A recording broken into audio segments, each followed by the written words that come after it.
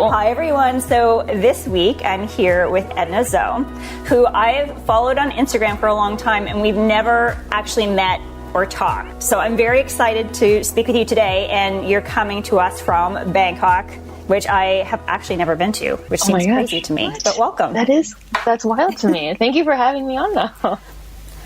Oh my gosh. Well, there's a lot of reasons why I wanted to speak to you today, but I think I felt an affiliation for two reasons when I first found you on Instagram.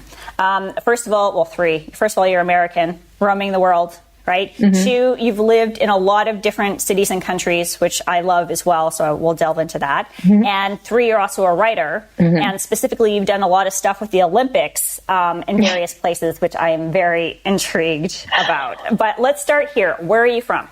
So I am from a small town in Pennsylvania, so York, Pennsylvania. And, where is that? Is it outside Philly? Yeah, it's like an hour and a half from Philly. It's central and like right above Baltimore. Actually, it's kind of the biggest city it's closest to, right above the Maryland border. So it's like if you know Hershey for the chocolate or like Amish country, it's like right around there. Growing up in a small town then, and then now you've gone on to live in how many cities and countries? China, France, Italy, Singapore, China again, New Zealand, and Bangkok, at least 6. I'm probably forgetting a couple. Wow. Okay. I mean, this to me is already a movie in the making. So you grew up in a small town. Mm-hmm. What was the preface? There was clearly something in you from the beginning that was like, I need to go and see everything. So let's start, first of all, like, were you somebody that traveled around a lot as a kid, or were you, a theme on this show seems to be a lot of people where our parents were just kind of local and did road trips, but was that your experience? No. So my parents had immigrated in the 80s and had me just a couple years later. So they didn't have a lot of money. My mom was a waitress and my dad was a grad student, and there was no money for trips whatsoever, except for to go back to China to visit family. And so I think that's where it all started, was they taught me that travel is important, you know, like you can forego so many things. Like I wasn't allowed to have anything that was a fad, any of the cool clothes, any even like books. My dad was like, there's no point in buying books. You can go to the library. Yep. And he worked in a library, you know, he was a librarian. So he was like, why would we buy you books? But that really taught me, like, if it's important to you, you'll make it happen. And for them, it was really important that I still got to see my family once a year. So every summer during the school break, they would send me back to Shanghai. And I think that's what started it for me as well, was my first international flight was when I was 6 months old.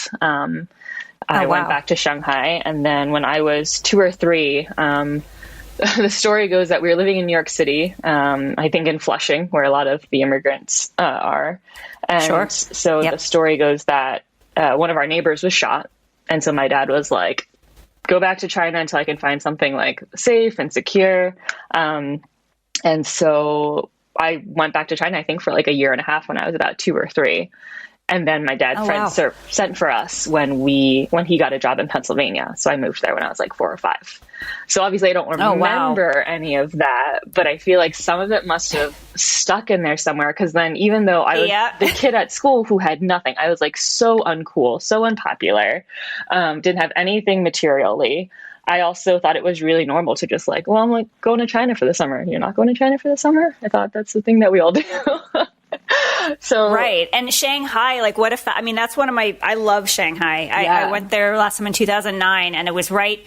I mean, when you're going there when you were a kid, it was obviously a very different city to what it is now. Yeah. Just even 10 years ago, I could see the old and the new kind of coming. I don't want to say clash, but they were like, you know, one was going up at the same time. It was fascinating. Yeah. It's like a young Hong Kong. Yeah. And I love I haven't been back too. Like I was there when the Pearl Tower was being built. There's photos of me with like a freshly built Pearl Tower in like 92, 93. And so my family is actually like from the former French concession area. Like that's the family apartment that's been there for decades, where my dad grew up.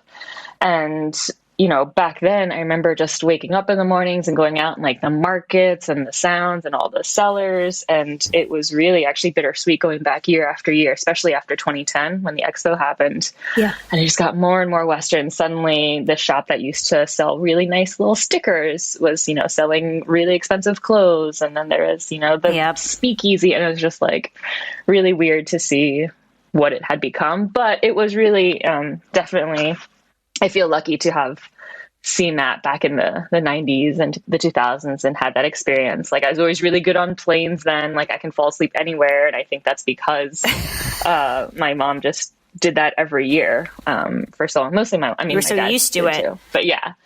So like I remember. I mean, yeah. Hmm? I was I was going to say, just like fascinating to witness the rapid acceleration of that city and your home city, as it were. Exactly. Yeah, that's definitely a second home to me. But then I remember like in first grade, even I was obsessed with Australia. And like all throughout elementary school, I know there are still like art projects I did about like, I'm going to move to Australia one day. I'm going to, see all the animals in Australia. And it's so funny to me because it turns out I've never moved to Australia out of all of the places. But I was like 6, and I think sometimes that's just like in you, some 6-year-olds love dinosaurs and some love trains. And I was like, I really want to see the world, even at that young age. Yeah, I think, I talk a little bit about, I say pop culture, but I mean other influences on you when you're a kid. It could be a show, it could be a book, but there's something that sparks that like initial, I gotta go. So I think the animals that are unique to a certain location is like a big way in for when you're a kid, because all of a sudden the curiosity and the creativity starts whirling and all of a sudden you're just obsessed. You have to be in a place. Right. Listening to you talk to you reminds me, my sister-in-law is actually first generation, born in Canada. Her family's also from China. So a very similar experience and upbringing, and the same thing about fitting in and not fitting in terms of the Western culture and parents sacrificing obviously a lot to raise you, and financial factors are a huge thing at the time. And of course you're coming to a country that's, I always say, kind of on crack when it comes to capitalism, spending on everything.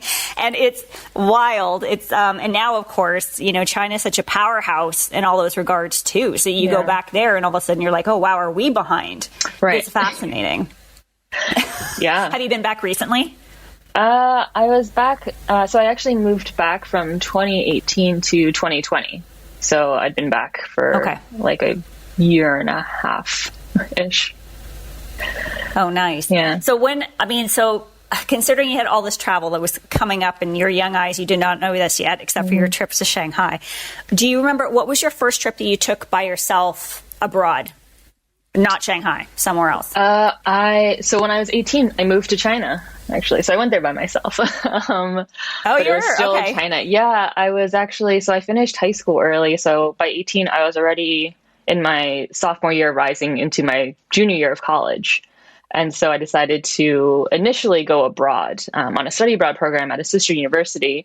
But within my first 3 weeks, I was like, this is amazing. I was in this northern town. Well, by Chinese standards, it's third tier, but it's still a city of like 6 million people.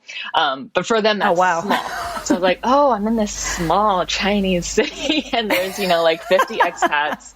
It's 2008. And so the city's Dalian. Like now there's a lot more, but back then no one had really knew of Dalian like outside of China. So even my relatives were like, Dalian, what are you doing up there? So it was like a really close-knit expat community. I was like, I love it. It was my first time like meeting people from other countries, and I picked up Gaelic football, and suddenly I'm hanging out with like Irish people and Brits and Aussies and French people and Spanish people. And I was like, oh, there's a whole world out there and I could be a part of it. And so I stopped going to class because I was just like obsessed with hanging out with all my new friends.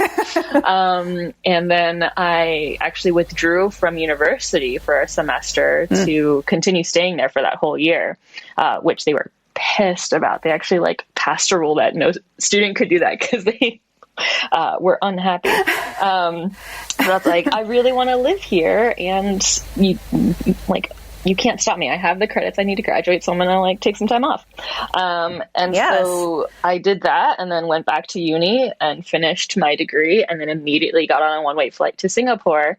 But I guess in between that, then my other first trip internationally that was not China in any way was Ireland. So Okay. the winter before my graduation from college, I went to Ireland for like 2 weeks over Christmas break because I had met all of these Irish people Interesting. playing Gaelic football. So I was like, I'm going to come visit you. So I landed in Dublin and had an Irish guy that I knew in Dalian like pick me up and show me around because he was from outside Dublin.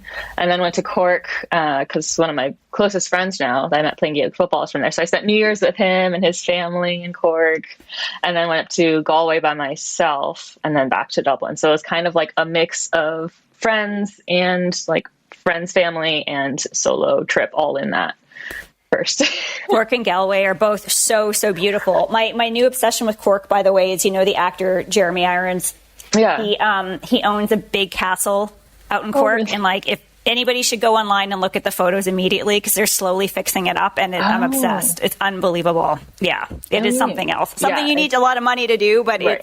It's amazing. Although not as much as you'd think sometimes. I've watched House Hunters International, and all these couples who are like, oh, like I have, and like, to be fair, it's much more money than I will ever have. So it's still a lot of money, but they're like, it's less than $1 million. And like, we're going to buy this castle and fix it up in Ireland. And it's like the same amount of money to buy, like a 1-bedroom apartment. And again, common theme, we live in this changed society, global world. Totally. You can work differently than ever before. There are options. And I've done so much research on different visas and different situations we can go into too, because I'm sure you know a lot more about that. But there are countless options. There's going to be more. That's not going to slow down anytime soon. And for people like you and I that are also writers and can do other things, it does help being with that remote work. So let's talk a little bit about that, because were you studying to write, or had you started writing when you were in uni, or is this something that came after? No. So I was a political science major. I wanted to go international relations. My dream was to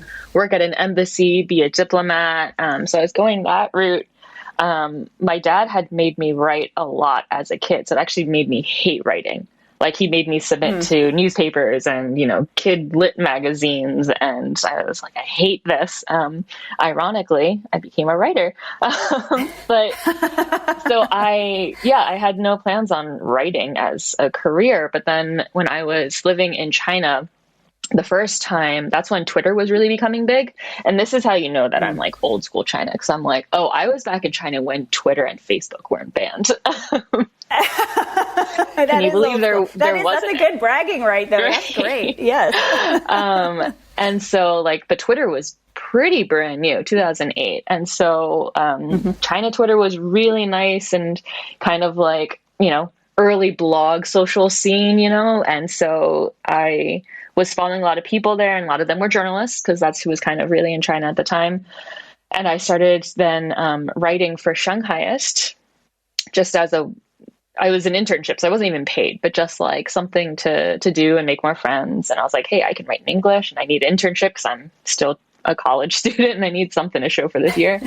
And I just really loved it. I loved actually getting to interact with other people through that job, getting to connect with people, sharing information, check out this cool thing. I did a lot of event writing too for Shanghaiist, just upcoming events or recap of this event. And I was like, hey, this is sparking joy. And writing, 30-page political science papers was not sparking joy. So I was like, I should follow that. And, again, I went to college when I had just turned 17. So I picked my major when I was 16, and I was doing all this stuff, paperwork, when I was 16. No one who knows what they want to do when they're 16.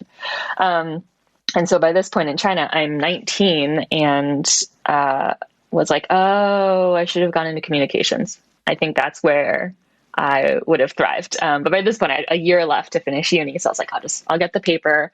I'll do what I can. And so then after graduation, I moved to Singapore, got the working holiday visa there, and could not find a job to start, actually.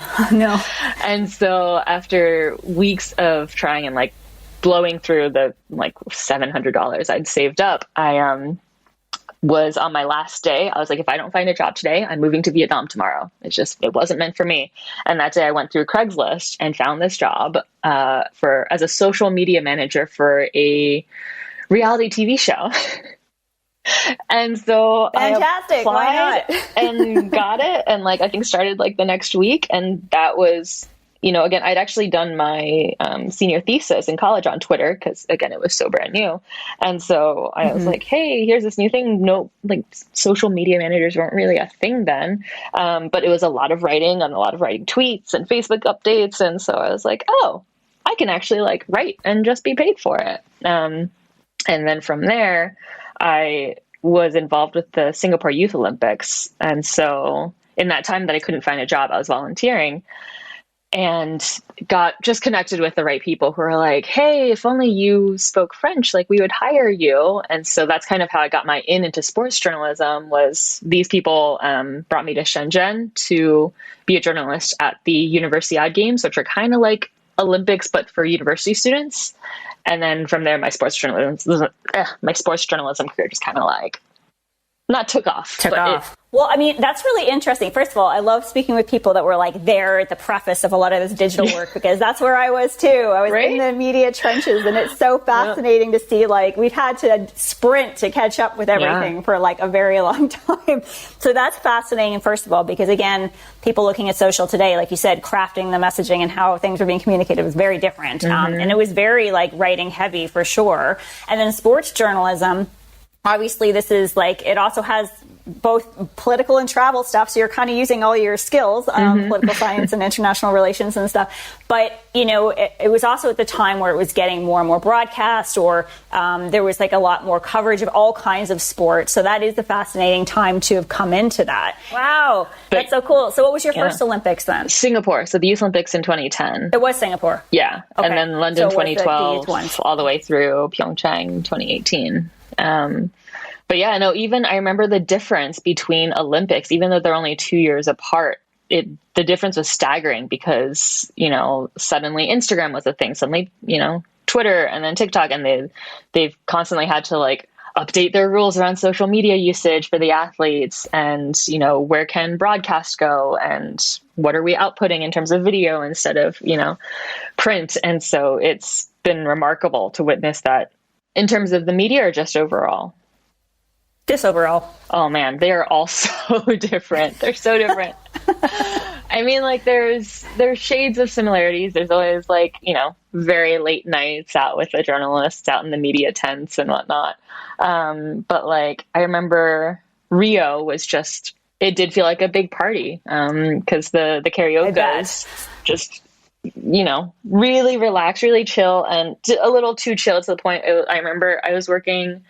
Do you remember the pool that turned green in Rio? Yes. So that was my venue. So my entire time in Rio was just around that one venue. So where I worked. And I remember still the day of, I think the morning of, that like everything was kicking off. We still didn't have maybe a press conference table or some sort of draping, like something that we really needed. And like the days leading up to it, we're like, hey, we need this. But is it coming? Is it coming? And they're just like, relax, it's coming. Like everything runs on Brazil time or Rio time. Yeah. And especially because a lot of it's kind of the same circuit of people who work Olympics. So it's a lot of people who are like, it should never take this long. Like they're all stressing out and they're like, it's coming. And so I was looking in countries like Belgium and France and even like, Canada and the Quebecois region and Réunion, like anywhere that I could learn French, I was going to go, but I happened to find a job in Paris. So then at the start of 2012, I moved to Paris and then was there for a year and a half. I was technically an au pair. I was on an au pair visa, but I didn't feel like an au pair because I felt more like a private tutor because I had my own apartment. I didn't have to cook or do anything. I literally just picked this student up from school, took him to like his lessons and then helped him with his homework, read to him while he ate dinner, and then was out by 7:30 every night. So I honestly worked like 4 hours a day, but then, had my own apartment and like most of the day free to discover Paris. So it was actually like a very, very sweet gig. I didn't even appreciate it because I was like 22 when I moved to Paris. I didn't even know how good I had it. And then my friends who are also au pairs, right? Yeah, I'm miserable. Like I live way outside of Paris and they pay me nothing and I have to cook and I'm with them from morning till night. And I was like, Oh, dang. That sounds, yeah, Yeah, that 4 was the hours sounds opposite of like what a sweet gig. That's and great. right. And I lived like, I lived by Trocadero, so right where the Eiffel Tower is, and the family lived right next, like they lived on Trocadero, so like stick your head out the window, there's the Eiffel Tower right there. Wow. So Yep. like central location. I ran into the Irish ambassador in their building once actually, because I'd met the Irish ambassador to France while playing Gaelic football, of course, and so I like was coming out of work one day and I was like, oh, hey, what are you doing here? And he's like, oh, I'm just visiting my friend in this building. I was like, oh, okay, that's what the 16th is, right? All the ambassador friends are here. And they paid me like 3 times, I think, what the going rate was. So it was really nice. I got to like save money and explore Paris. Wow. That's fantastic. Yeah. And then the family were really understanding too. I'd made it clear up front before I even took the job. I was like, if there's a chance for me to go to the London Olympics, I'm going to go. And so that chance did come up, and because I'd communicated beforehand, and they were very supportive actually of my career.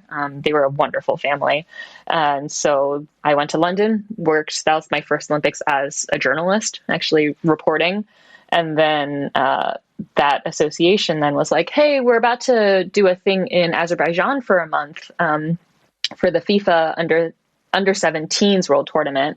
Can you come? And I went to the family and I was like, hey, I know I just went away for a month, but also can I take another month off to go to Azerbaijan?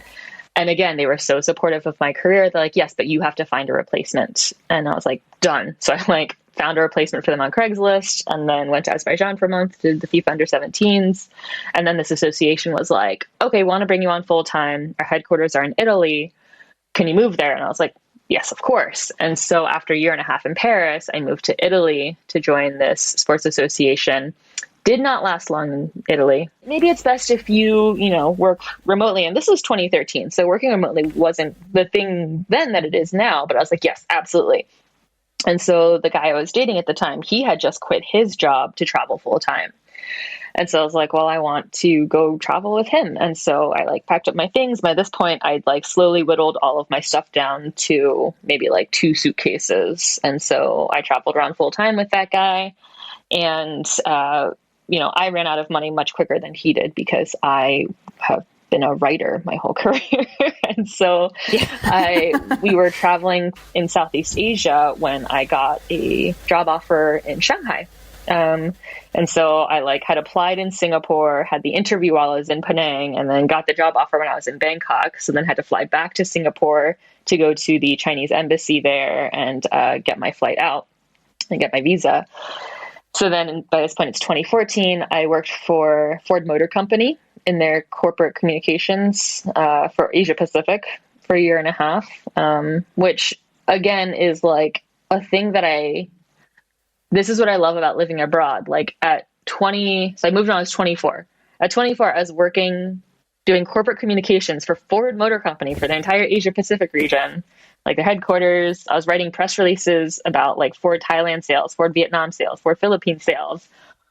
I was like, if I was in the States, I would probably still be like getting someone coffee somewhere right now, Right. Like the ability to advance was my career just skyrocketed because I was overseas and not like running the rat race in the States. Most money I've ever made really up till then, and even still to this day, probably the best paying job I've had. And so saved up enough money that after a year and a half, I quit. And this is when Snapchat was getting big. And so another segue, another media segue. Right. And so the guy I was dating, he was still traveling full time. And so, we'd been doing long distance. I was like, hey, I'm going to join you again. And so by this point, got my stuff down to, 1 suitcase, 1 backpack, and started traveling full time. I'm already impressed. I've been wondering about packing this whole time, but sorry, continue. We can get to that. So I started Snapchatting, and it was such a lucky. It was just lucky timing because all of a sudden then I'm on all of these lists of here's 5 Snapchatters you need to follow, these Snapchatters, and all of these listicles would be like, she's the one that eats a lot. I'm like, wait, what? Like, why else do you travel? And I'd read through like, well, this is the adventure Snapchatter, and this is the GoPro Snapchatter, and this is the fashion right? The fashion traveler. And I was just the one that like ate a lot.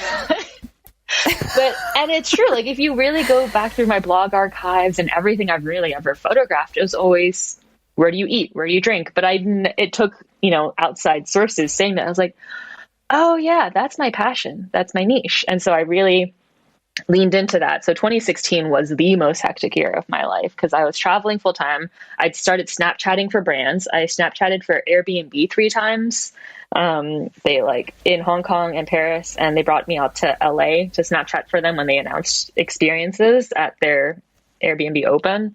I was Snapchatting for other travel brands, and then I was doing the Rio Olympics. And I think that year I clocked 52 flights in 52 weeks, Wow. I got burnt. That's a lot. Out. Oh, and I was doing a show for BBC Travel too. I forgot about that. Oh, wait, that's huge. What? Touch on that for a minute. What were you doing? So I was the line producer for a travel show. It was only a 3-person crew. So it was like the host, it was her show. She thought of it. So it was also, she was producing it, and then the cameraman, and then me as line producer. But I also helped with all the stuff beforehand of getting our flights, getting our visas, things like that, getting our accommodation, which is all the stuff I love about, traveling and event planning. Basically, the premise of the show was food. The host gets dropped, quote unquote, dropped in a city for 48 hours and has to pull together a dinner party with people from that city and food from that city. And so she had reached out to me, the host, when they were filming their Venice episode. And so I was actually just the, kind of episode local host on that episode. But then their producer left. And so she had reached out to me a little bit later. And I was like, by this point, I was spending 3 months in Taiwan. So I was like, I don't know if I count that as living there. For me, I'm like, well, I didn't have a job. I was like, I don't know. So I'm like, I was in Taiwan. But she reached out and she was like, would you want to produce our next few episodes? I was like, of course I would. Or help them out, not produce, I guess. And so we did Cannes and Nice and Belfast. And then I went to Rio. And then after Rio, I flew straight to Southeast Asia. And we did episodes in Singapore, Penang, Manila, and Colombo, Sri Lanka. I mean, I want that year. That sounds incredible. Good for you. And I think this is actually a really good point. So for anybody listening, this is why I always say people are always afraid to pick one path and what do I do for a job? That doesn't really exist anymore because you can have a wheelhouse and end up ebbing and flowing into a lot of things. It doesn't mean that it doesn't take work to get there, and clearly you worked hard for the connections and you did the work. But you can work in communications and be a writer and work in content and TV. All these things are intricately connected. Mm-hmm. And I think that's what makes them so exciting. And for you, because you're available in these different locations, or Snapchat or any kind of digital media, this is a great big area to be in, to pick up this huge set of skills of all communications and international relations. Like I said, right. I mean, it's all woven together. That's incredible. Yeah. So that was 2016. And then I was dumped at the end of the Rio Olympics. And so it was all just a lot. So at the end of 2016, it was it all had become too much, packing my suitcase every week, and trying to Snapchat full time for pay, and also doing that show and doing the Olympics. I was like, I'm done. This isn't sustainable. And so I moved to New Zealand. I was like, I'm going to move to the other side of the earth and become a bartender. Because I'd really gotten into cocktails when I was living in Paris. And this was when that was all starting to come up in Paris as well, especially craft cocktails and more of the attention being paid to it. And so almost kind of the twee bartender mason jar era. And so so you think that's a great era. Right. And so I was like, well, I don't have the money to keep paying for all these cocktails. Why don't I just learn how to make them myself? And, why don't I just get paid to make them for other people while I learn? So that's right. Moved to New Zealand on a working holiday visa. Became a bartender at a really well-respected bar and restaurant there. Years prior, they'd been on, top world lists, I think. And so I was like, great place to learn. And so I was there for the whole year. And then after that, by that point, I'd reached 10 years overseas. And, someone was in office in the States and everything felt like a dumpster fire.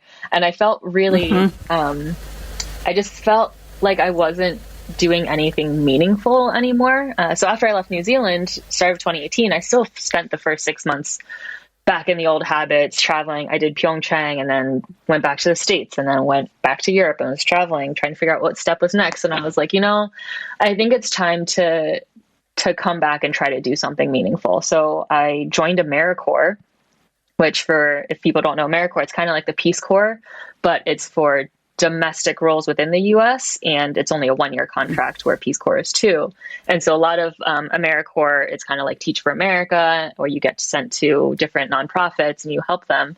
And so you're technically a volunteer. You're paid below the poverty line, because the idea is that you're meant to empathize with the population you're serving, and a lot of them are below the poverty line. So like I moved to Denver, joined a nonprofit that provides mental health care for Asian refugees and immigrants, which was like amazing. Very close to my heart. But I was on food stamps and I didn't have a car because I refused to get a car. And so I was riding the bus every day. And then I worked at a distillery there. So I was like at this nonprofit during the week and then at this distillery on the weekend and on my food stamps. And so it was a very different experience. And also it was my first time living in the States as an adult, because I'd left when I was really 18. And so I was like, that's a huge shift. That's a huge shift after being gone for 10 years too.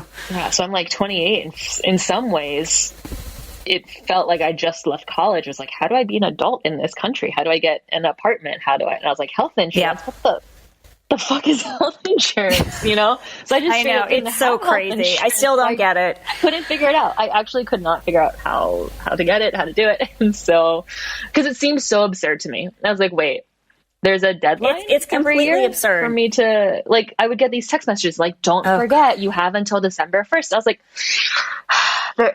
I have until December 1st. And if I don't sign up for health insurance, then I don't have health insurance. Like, that's bonkers to me.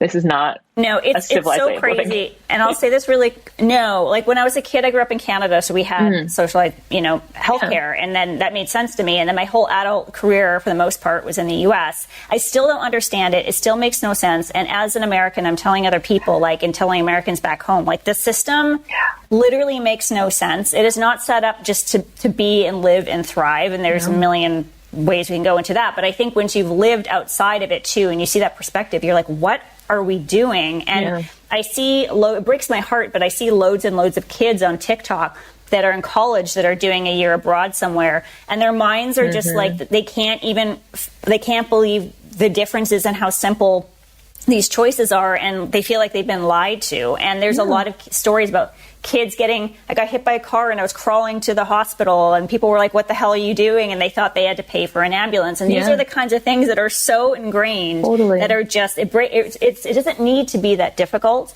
And so I'm hoping that we get to that point. I don't think this week is a good indication of that, but I would like to see that kind of progression. And I think, I don't know, I have a lot of faith seeing these kind of Gen Z kids coming up the ranks. And what's the one behind them? Gen Y? I don't know. Anyways, they're very with it, and they're very vocal. So fingers crossed. I know, right? That system makes no sense. Yeah. Side note, but I do not. If I were you coming back after 10 years, I mean, I still don't get it. I've been gone for 2 years, and looking back, I'm like, why am I so not as stressed as I was? I think just existing and figuring out all these pieces is enormously difficult there. You're always one 1 second away from bankruptcy. I would walk to work, but also as a bartender, there are always, occupational hazards. You might slip, you might cut yourself on glass. And I was like, at any second, something could happen that would send me to the ER, and I would just be done. My whole life then would just be spent paying off medical bills, because I didn't have health insurance. And it was just this constant tension in the back of your mind. I remember once I just had an ear infection.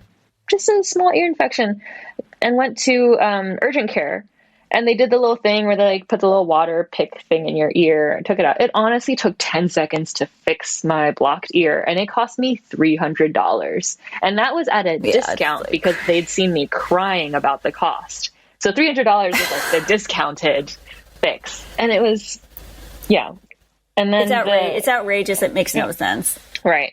So that was my year in Denver. And so I was like, this is okay. It was eye-opening to be back for sure. And also I think, if you're frankly, if you're going to live abroad and criticize a place like the way that I do, it helps to go back every once in a while and make sure that it's, your criticisms are valid and you're still in touch with the place.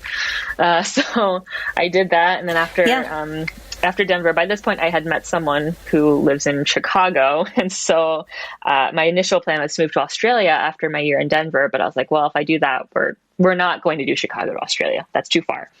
And so I got a job in San Francisco working in food PR, which was like, at the time, I thought this was the dream. It was the perfect kind of convalescence of all of my interests and expertise. I was like, I get to be paid to take pictures of food and post it on Instagram and like write about the food and be in touch with media contacts about food. I was like, this is it. I've made it. This is where my career has been heading this whole time. No, that was a terrible job for me. It turns out I am terrible at public relations. Like, I was not cut out for it. It's very cutthroat. I mean, you do PR, I think. So, like, it's cutthroat. Yeah, I used to. I don't anymore for that reason. It's deadlines.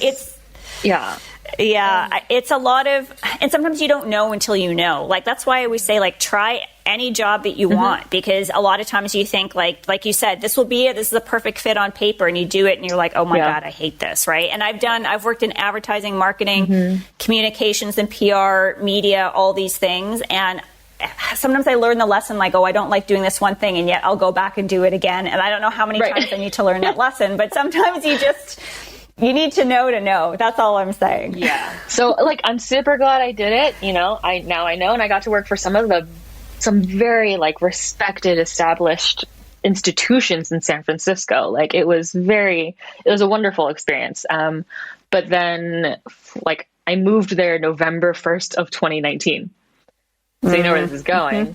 I do. Let's hear it. Let's hear the story. COVID hit the West Coast first. And so, like, February, I host my housewarming. I'm like, I'm here. And all my friends, like, I invite them. I have friends from Paris who've been all up and down California. And so I was like, hey, let's have a housewarming. And then, of course, in March, I still remember the day so clearly. Like, Mayor Breed announces a shelter in place for 2 weeks. It was a Monday at like noon. And I was like, well, I'm going to fly back to Chicago and be with my partner then for these 2 weeks, because I had roommates. And like by 4 or 5 o'clock that afternoon, I'm on a plane to Chicago. And the next day my boss calls me and is like, no. Oh, actually, no, sorry. It wasn't the next day. She actually let me work out the whole week. But then on that Friday, she was like, yeah, I got to let you go. Because, I mean, restaurants, of course, their first thing to go in the budget is their PR, right? So I totally understood it. And, of course, I'd been struggling at that job anyway. So, but I, at the time, was devastated. I just moved out there. I just got an apartment. I bought furniture. I really thought this was the place I was finally going to, like, start putting down roots. Because up till this point, I had moved to a new country every year, or was just full-time traveling and living out of a suitcase. So I was like, okay, I need to put down roots. Like, my CV is a liability at this point, because now it's looking like I can't actually stay put anywhere. So I was like, man, I just bought a mattress. And now like, that was really devastating to me. I'm like, I have a mattress now. And so I ended up staying with my partner in Chicago for a few months, and then went back to San Francisco for the summer. A friend was out, I think, in like Mexico. So I house sat for him that whole summer. I at least got like my San Francisco summer. And then I actually took the Amtrak back to Chicago with all of my things. Because by this point, I had allowed myself to accumulate things, right? So I didn't no longer have the suitcase. So actually, my partner flew out, helped me pack up my things. We took the Amtrak from the one that goes from like Emeryville to Chicago. The sleeper one. So that was actually really lovely. And then how many days? I think it's like 2 nights and 3 days, something like that. But yeah, it goes through the Rockies and it's like beautiful. But as soon as I had unpacked everything in Chicago, this is September 2020 now, I got an email from a friend who was like, hey, my friend in Thailand needs someone. Would you be interested in working in Bangkok? And I was like, you know me, of course I am. You're like, yes. Right. Yeah, obviously. So but I didn't think I'd get the job. And so I didn't tell my partner about it. And then, I went through all of the interview process. I was like, I'm not going to get it. I'm not going to tell him. He's going to freak out. And for what? For nothing. I'll just tell him when I don't get it and I'm sad and he can comfort me. And so then of course I get the job.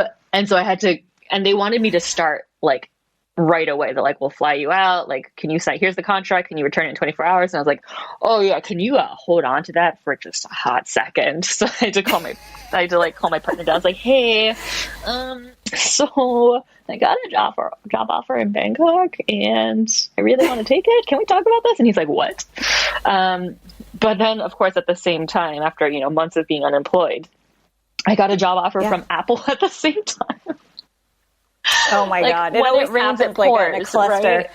Yeah. And the Apple job was actually doing sports journalism. It was for their Apple TV sports team. And I'd interviewed and really liked the team, and it was remote. So I could have stayed in Chicago. And I was calling every person I knew to ask for their advice of what do I do? What do I do?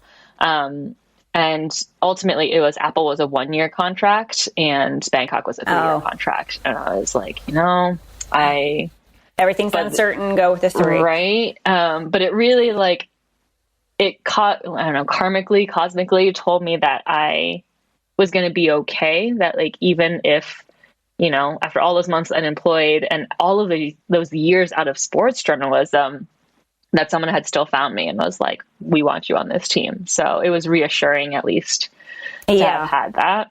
Yeah.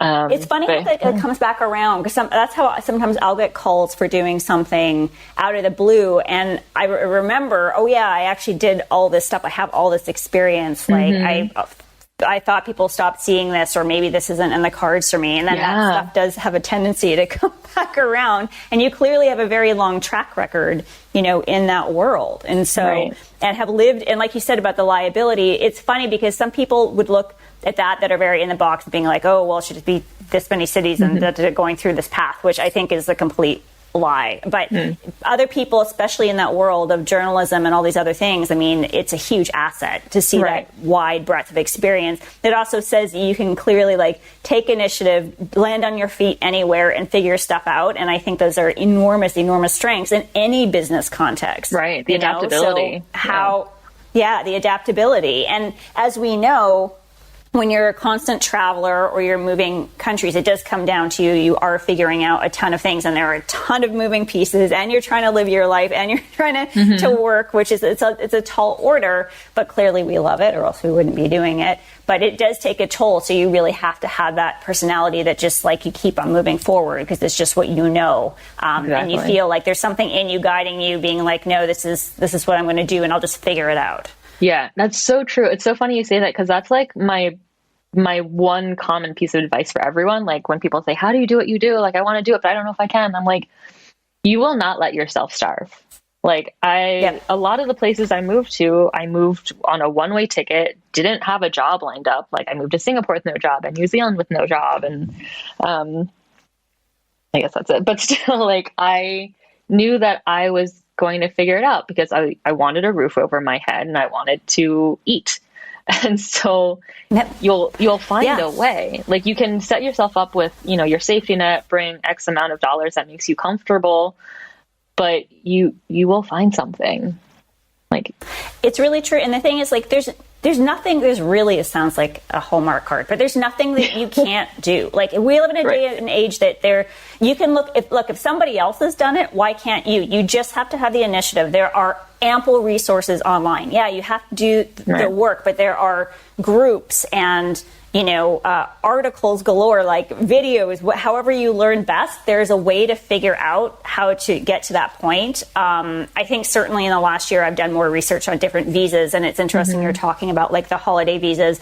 I wrote a roundup article on all the nomad digital visas in Europe because they are gunning for people to live over here. And then all of the non-lucrative visas also. There's just untapped potential, and I keep on running into more and more expats, and I think people are going to continue to move.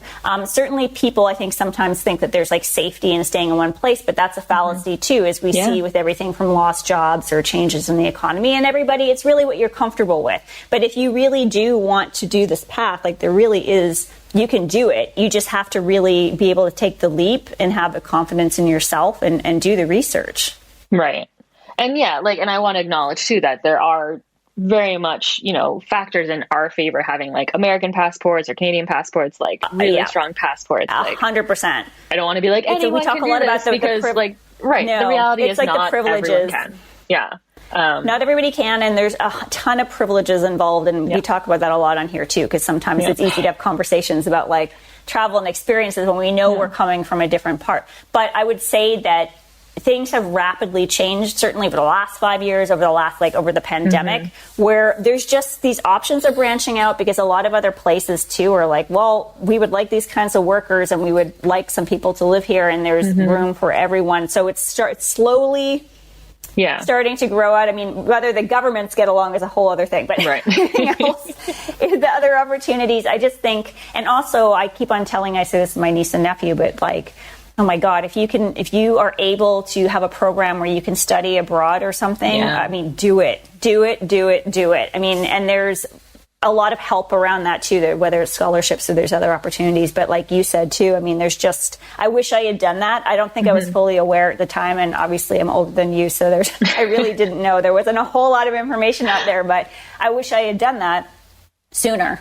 For sure. Yeah. And there's so many networks now too. Like even when I moved abroad in 2008, like the iPhone had been out for 1 year. Most of us were still on like the Samsung and Nokia flip phones, like MapQuest, like the only way I could really meet people was the early stages of Twitter. There wasn't meetup.com and blogs were still really new. There was no Instagram and no TikTok and YouTube. And so now it's so easy. And then I think back to my parents who had to like save up to make collect calls back to China and actually wrote letters that took a week or more to arrive. Like now we just have, FaceTime and Skype and all of these options that you can really meet people and stay in touch. And it's just so much more easy to be anywhere else now. Yeah, it really is. And I would say, let me ask you this, because I just had this in a conversation too. Do you feel like you have one place that feels like home to you that you always kind of as a homing beacon, or are you someone like myself who I had to kind of accept that I have many places that feel like home and it's never going to be just one place? I mean, some people have that. I don't. Yeah, I have places that strongly feel like home, but I have a love for more than one. So like Paris always feels like home when I come back. Shanghai feels like home, but it's like the bittersweet home that's really hard to go back to because of how much it's changed. And I've never lived in Hanoi, but there's something in Hanoi that like sparks this joy in me that I feel the same way there that I do when I'm in Paris. And so that really calls to me. I'm like, it's so hard to describe that feeling. But I don't know if you've ever seen Crazy Ex-Girlfriend. Yes. Yeah. You know how she describes like, and then I feel like there was glitter exploding inside of me. And it's like, it's just I this understand that. feeling. I think that's what I mean. It's like there's some people that are like, I grew up in a small town in Texas and that's always going to be home for me or whatever, right? Yeah. And I never had that one place, but I'm the same way. Like there's certain places that spark joy or have an instant connection that every time I get off a plane, I'm like, oh, I'm so comfortable here. I'm like stress-free, right? That's why when I'd moved to London, I'd been there a million times before, but it always felt like another home for me. So it was so easy. And it was a very actually good place, aside from the crazy government decisions. Right. It was a really good place to be during the pandemic because I felt like there was safety. And again, speaking to the feeling nervous before going back to America, before I left, I felt like it was right around the election and like the beginning of, there was just so much stuff happening and the stress of the pandemic. I'm like, this is not the place to be. And I had actually at that time had kind of taken a few months in Vancouver in Canada with my family, which was a blessing to be around them, but also I felt safe. So it's like those kinds of factors.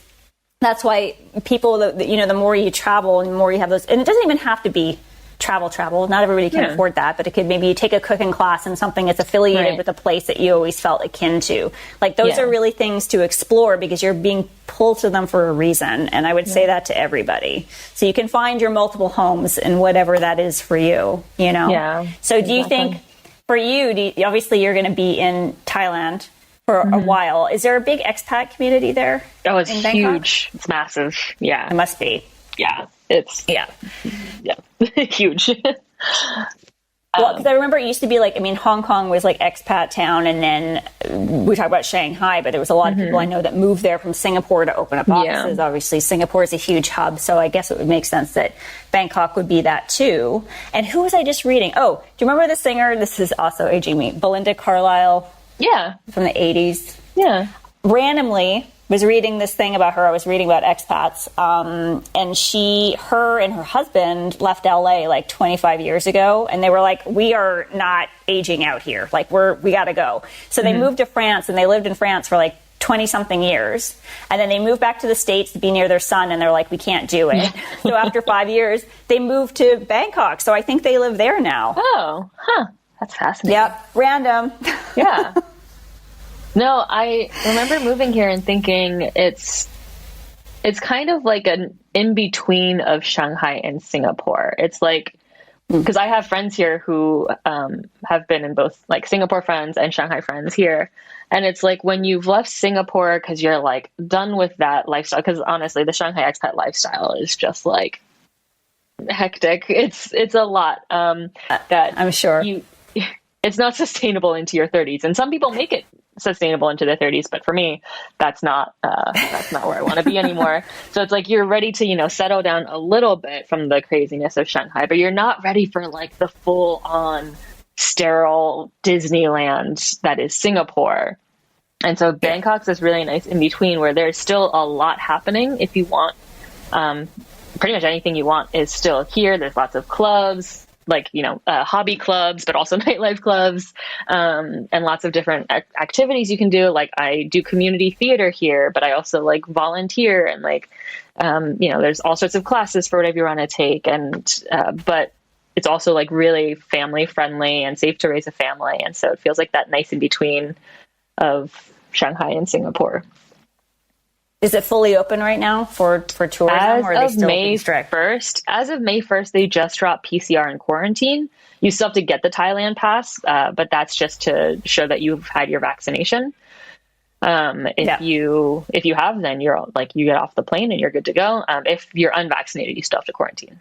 So it's here come the tourists. Yeah, they're going to be everywhere this summer. So weird. Well, I won't be. It's here already beginning. I will be out, but I'm actually going back to France, which is so funny you mentioned that thing about home, because it's like even planning my France trip for the summer, it just like feels so like my heart feels cozy. It just is like, okay, it's going home. Like I think planning for other places, I'm like, okay, what am I doing? Where am I going? And planning for Europe again, France, I'm like, no, I got this. I know exactly where I'm going to go. It's just like just going to visit this person and that restaurant and that bar. And it's exactly why I am in Spain right now for that reason. Yeah. I'm like, let's get some sun and some place that I feel like very, very comfortable. My family heritage is on my mom's side is primarily Spanish. So the only thing I feel bad about is that I have like no Spanish skills. I have French, I have no Spanish, but it makes me realize that I should really get that together for my future endeavors. Well, I mean, like so many amazing adventures. And so I'll just ask you a few more questions to wrap this up. Yeah, I really admire your ability to adapt and change and to do, to try out new, like completely different scenarios. I mean, I think we haven't really talked about is, of course, like anytime you go into this new place and to live, I mean, you're learning new systems, you can figure that out, but it's all the little cultural differences. It's kind of fun to kind of get the rhythm of a new place, but it's wild, especially when they're drastically different. Mm-hmm. I'm sure coming from like an Asian country and back into Europe and touching back into Asia and then going back and forth. I mean, those are cultural differences. You were talking about San Francisco earlier. I have a lot of family in Vancouver. Those are cities that have a very strong tie to a lot of specifically Chinese culture, but other culture as well. And I always love being in that mix as well as like a small touchstone on something bigger. But I wish it was celebrated more back home. I think it will be, but I think that those cities obviously do a better job, but I can't wait to spend more time there. But let me ask you this. So let's go to your travels, because you've been to all these places, so a few of these key questions. So what foreign cultural experience made the largest impact on you? Oh, that's a tough one. I looked through your list and I had answers, but I think that's one of the ones I didn't have an answer for. Like, because there have been so many. Yeah. It's hard too, because I mean, clearly you're quick at learning and adapting and taking that in. So it might sometimes it becomes like this natural process. It is. It takes maybe it's one of those things you reflect. Yeah, because I moved abroad at 18, I think so much of my formative experiences have always been like traveling, and like I always put it as trying on a new life every year. Like, now I'm going to see what it's like to be French. Now I'm going to see what it's like to be in Thailand. And so I think it's just kind of that has shaped me the most, is just the constant moving and having to constantly not reinvent myself, but like be a chameleon all over again of like, okay, what are the norms here that I have to do to fit in? Like, oh, I have to bisou here. Okay, now I'll bisou. Oh, I have to Y here. I'll Y here. And I think that's my favorite part too, is just picking up all of these nuances of the different countries, I think has really shaped me. Because then I get to also like pick and choose which ones I want to take with me to the next place, and like what slang from different languages I keep for myself. And then when I like meet, so like I'm doing this play right now with the community theater group in Bangkok, and some of the actresses are English. And so like when they're chatting to themselves, I can understand their English slang, and I can like jump in and also with my own. And it's nice to be that fluid in between cultures. I think it's a gift. And it's just like really fun. It is really fun. It's a nice way. And also it's like people also gravitate back to you, and they feel like comfortable with that spark of like recognizing something within their culture, I think is key. Well, I guess I can fine tune that question a little bit, because we talked about food earlier, and it's something you really enjoy. Is there a place do you have like one of the most memorable culinary experiences? Do you know what? France was such an eye opener for me. It's so cliche. But growing up in America, I actually didn't eat bread or cheese or butter. And so I moved to France. I was like, like these are things I don't eat, but they're everywhere, and they're cheap. And so I was like, all right, I'll try it out. And I was like, oh my gosh, just, whole, gift of mind exploding. Because, the butter there, the cheese there, the bread there are just like a next universe, and, when you're in America, you're growing up on Kraft singles, and I can't believe it's not butter, and, really highly processed bread. And so that was a huge culinary awakening for me of like, oh, this is what food could be. I don't think I'd really considered myself even like a food niche person until then. But then I was, obsessed and discovering all the different cheeses. And it's like, oh, I like this and I like that. And, cocktails. I had a thought, and now it's left my mind. It's okay. Listen, so my brain is just like but that just makes me, okay. Oh, it was just that after my first year in France, actually, or maybe in the first 6 months, I went back to the States to surprise my family. And I'm from one of those small towns where like the nicest restaurants are Olive Garden and Red Lobster. Like that's where everyone goes for Mother's Day and prom and homecoming, So my family to celebrate took me to Olive Garden. And I remember eating this like chicken pasta and being like, this all tastes so sweet. Like it took being away, and like the yogurt was so sweet, and everything was I could taste like the chemicals, and it took me being away for a couple of years, and like for my taste buds to kind of be reset in a way, and then to come back to the States and be like, oh, this food is different. Highly processed and lots of sugar. Yeah. It makes me laugh because I stumbled across a blog in London where some American expats were looking for like certain food items, like just things you would grab at like more on the junk food slant, and people were like, you realize that those foods are banned because the chemicals in them are like banned here, right? Right. Yeah. Like people were like, what? Yeah. But it really is true. The flavor difference is like, it's game changing for sure.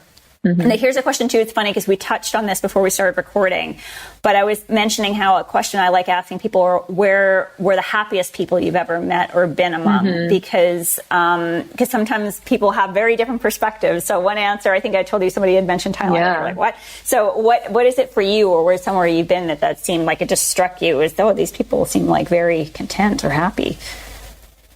I wouldn't say.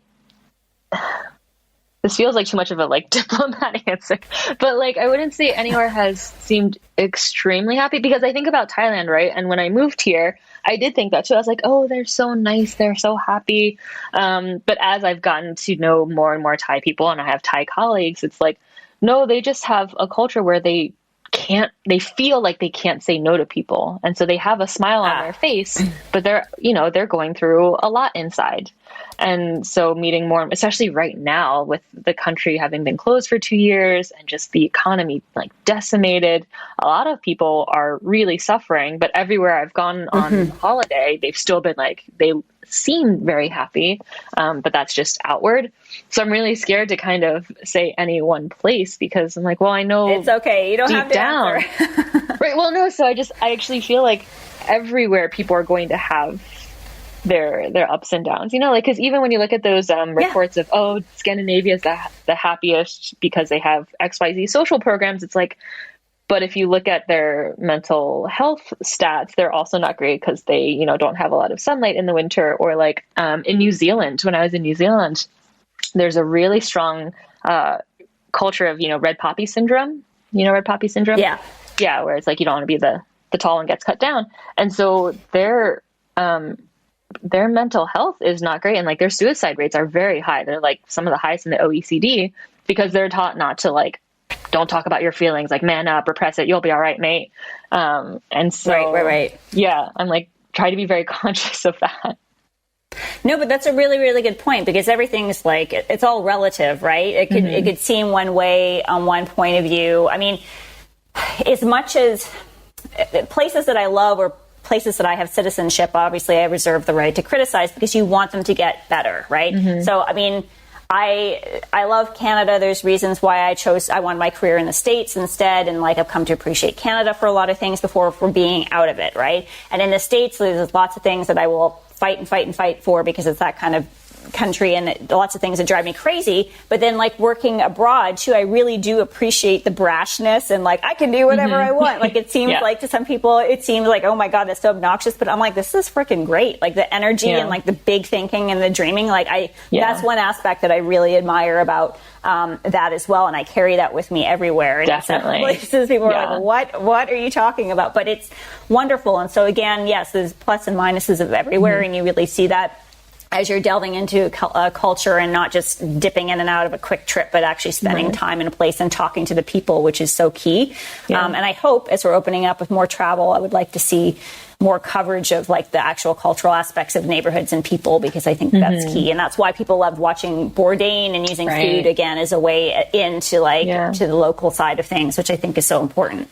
So let me say then, after living in all these places, and I know this could be an endless question, but let's say tomorrow somebody calls you, and it could be whatever, 3 years from now, whenever your job's over, and people are offering you different jobs in different countries. Where's somewhere that you would like to live that you have not? If it's a place I haven't been, because ultimately I would like to end up back in Paris, but if it's a place I haven't lived yet, it would be Amsterdam or London. Oh, nice. Yeah. Yeah. Both great places. Amsterdam is having a super resurgence right now. There's a lot of business that has moved there. Because I know a lot of Americans that are coming in and working with outlet satellite offices and stuff in Amsterdam, certainly in Dublin as well, but there are quite a few in Amsterdam. It's a lovely, lovely city. And London, of course, I mean, I love it. I have nothing but love for it. It's got its downs like everywhere else, but it really is a phenomenal city. And Paris, I've spent a lot of... I was actually just there. Yeah. Oh, yeah, I've spent a lot of time in London too, to the point where it feels like I've lived there. So I'm I would like to actually know what it's like to, have an apartment there of my own and, commute to work and do all the I like all the little day-to-day things, what's that like there? Yeah. Yeah. Well, I'll tell you, like during the pandemic, I've walked every inch of the city. So if you, if you ever have any questions, I think that's the one thing, people got to know wherever they were living better than they ever thought they would in their life with all their local exploration. But let's end on this note, because I always like to, the whole point is I want to inspire like women of all ages and young girls, like whether it's traveling or getting excited about culture and really like opening their eyes to new situations. What would you tell your younger self about adventuring or learning from others around the world, especially other women? Oh, my younger self. I'd say you don't need to pack as much as you do. You can always pack less. Yeah.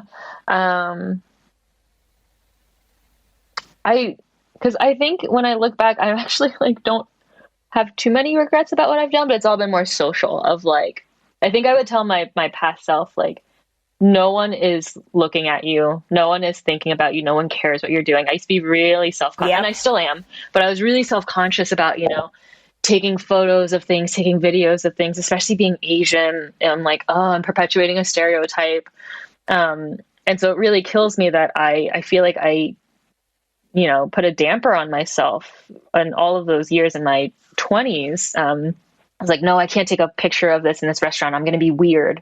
And it's like, I'm never going to see those people again. They're never going to see me. They don't even know who I am. Like, just take the photo. That's right. And then of course, food photography now is a huge thing. It's like, oh, if I had just done it back then, I should just started then. But I was just so anxious about people who like didn't even know who I was. So I would tell myself, just don't care.